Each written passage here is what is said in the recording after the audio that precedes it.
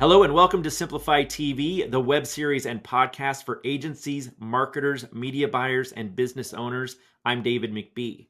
Our guest today is Behdad Jamshidi, CEO of CJAM Marketing.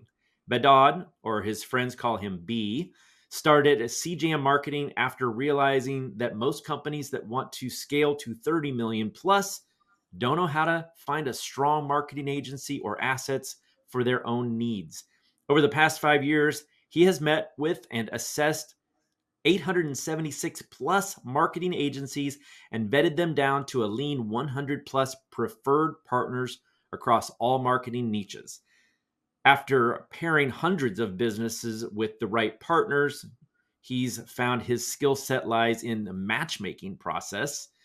Featured in Market Watch, Bloomberg, National Post, and the Financial Post, B's unique background in marketing, engineering, consulting, leadership, sales, and strategy has allowed him to serve as the conduit between business owners and the marketing teams they need. B, welcome to Simplifi TV. Thanks for having me on the show.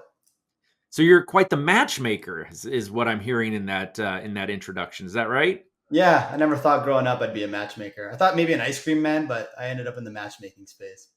I'll bet you make a little more money than an ice cream man, probably. So I did a little bit of math, and based on those numbers that I just read in your bio, you've interviewed about 3.3 agencies a week over the past 5 years. Yep. That's a lot of agencies that you've talked to. I bet you've learned a whole lot during that process. So I want to ask you, can you share with my audience, which is made up of a lot of agencies, what are some of the elements that make for a successful agency and a great partner?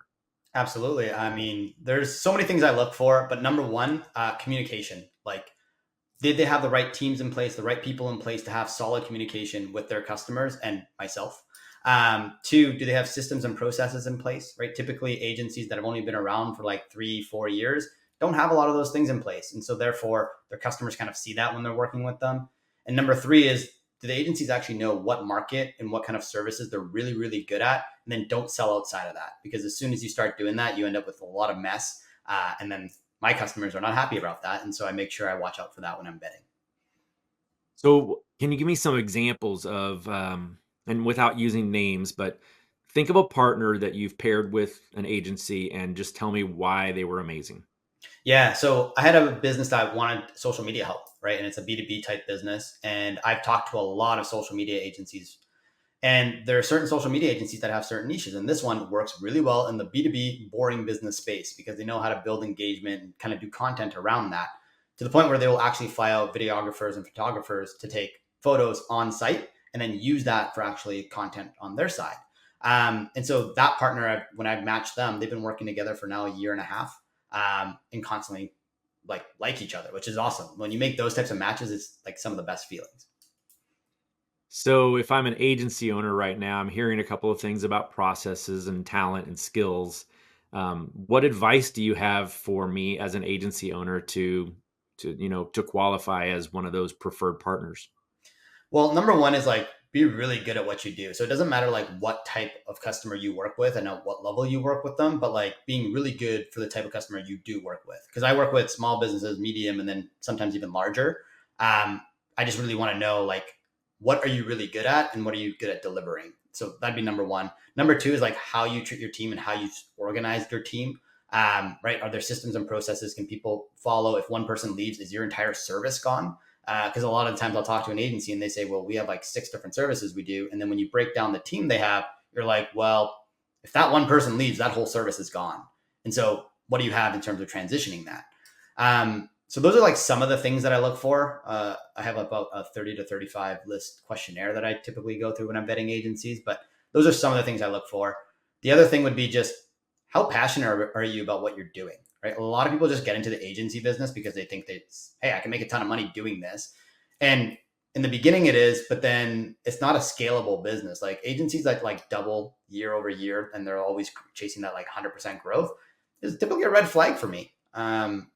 Agencies don't grow that fast and they shouldn't grow that fast. They should be growing very comfortably at like probably 10 to 20% a year, because you can actually do the service you need to do for your customer at the level you need to do it for, since everything isn't breaking at the seams behind the scenes.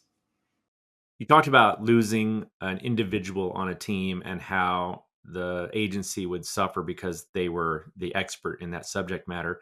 I talked to a lot of agencies who have staffing issues. You know, the cost of a Google search engine marketing expert has skyrocketed over the years, things like that. What advice do you have for them in regards to staffing? Yeah, the biggest thing is one, have statements and procedures in place and find a way to like download that knowledge of that person that you found, so that if you are replacing one, you're probably going to be replacing in-house at some point, but also having contractors as backup. There's a lot of Google Ads people, for example, that work white label, right? They work underneath your company. And so having that backup as a contractor will allow to make sure that you're moving things efficiently. So you might have one in-house person. Let's say you got two people, one in-house person, and then another person that's on as a contractor. In our conversations prior to this, you mentioned something about the 5 levels of partners that businesses need to know about. Can you share it with our audience what that means? Absolutely. Yeah. So as I've done a lot of this work, so there's 5 levels. The first level is basically when a business is kind of growing, right? You're getting to that first 500K.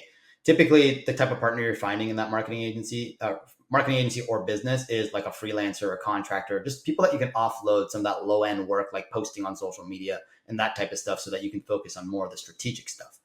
The second level of partner is where you start finding that like value based agency, the agency that, can do 5 different things, but really you're hiring them for one or two things that you really need them to do. But then they'll do some of the other stuff to kind of make your other channels run. So let's say Google Ads and SEO is a big focus for you. You hire an agency that can do those two things well. But then when it comes to your social media and stuff, it might be stuff they do off the side of their desk.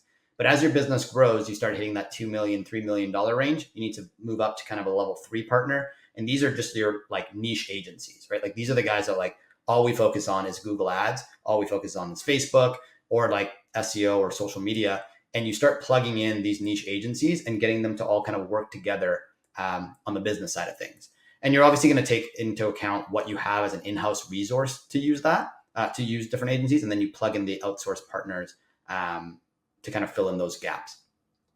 Once you get to level 4, these are the agencies that have control over like a funnel, right? Like, so they'll know how to build out a landing page, they know how to do CRO, they'll run the ads, and they'll do email. But they'll want to manage all of it because they all play together. And if they don't control the whole funnel, things are going to break. And that's typically what you'll see when you're trying to, really scale.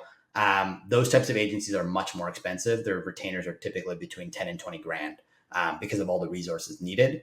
And then the fifth one is your enterprise type agencies. I don't work a lot in this space, but those enterprise agencies typically have a really good brand name.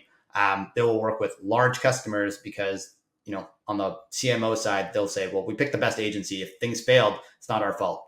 They did everything. And what happens on the enterprise side is they will take on a project and then go hire the consultants in the back end and just upcharge the customer to do that type of work. Let's talk about level 3. I want to be devil's advocate and say, don't you think it causes problems when you silo your different marketing techniques to different agencies? You've got someone else doing social media and someone else doing Google AdWords. Shouldn't they be under the same roof and talking to each other? Yeah, so it depends on how you puzzle piece those agencies together. So typically at that level, I'm usually recommending, hey, you need to have at least a fractional CMO or some sort of marketing director that knows how to piece the things together. But it's very, very hard to find a full service agency at that level for the size of business. Like you just can't pay the retainers. And so you start looking for those individual partners that do things well. The disclaimer of that is, though, there are some agencies that will do, for example, Google and Facebook together with email, and that makes sense. But then sometimes you'll see people that say, oh, we do social media and SEO. And I'm like, those are two very distinctly different services. How do they tie together, and how have you built your organization to do that? So there are some services that work well together and you puzzle piece it together. And as a broker, that's kind of what I do. It's like, I go, hey, this guy is going to be good for you for these two things. This guy's good for you, these three things. Like based on who you choose, you have to almost mix and match partners to get the best of all worlds and then have someone integrated internally. Yeah, I feel like we started this conversation talking to agencies, and now we're kind of talking to advertisers. So let's go back to agencies. How did they become that next level? How did they get more of those advertisers to buy into their services? 100%. So if you're an agency, my recommendation would be like, get really, really good at one service. And then there are going to be adjacent services that are going to make sense. And then get really good at those. Like, don't try to do everything for everyone. And I know it's like that's what you want to do when you get into there because you're like, oh, the customer wants it, we get paid for it. But like that's how you lose focus. The agencies that scale, like if your goal is to scale an agency, you need to be really, really good at one thing and then have maybe one or two other things that come off that after a while, right? Like get the systems and processes in place to do that really, really well. An example of that would be like really focusing on SEO. And then you got the web dev piece that you're starting to stitch on because now that's what people need when they're redoing their websites, for example. Does that make sense? Yeah, total. All right. Well, we're about out of time. Is there anything else that you'd like to share with the audience? No, just thanks for the opportunity to be here. If anyone wants to connect, the best way to connect with me is on my website. So www.cjammarketing.com. And if you're an agency, in the top right-hand corner, you can apply to be in the database in the network. And that's how you kind of get in touch with me. I love it. Thank you so much for being my guest today on Simplifi TV. Thanks for having me on. And thank you guys for watching Simplifi TV. Please help us out with a like, a comment, a share, a review, and be sure to follow or subscribe to be informed about new episodes. Simplifi TV is sponsored, of course, by Simplifi, helping you to maximize relevance and multiply results with our industry-leading media buying and workflow solutions. For more information, visit simpli.fi. Thanks for joining us today. I'm David McBee. Be awesome, and we'll see you next time.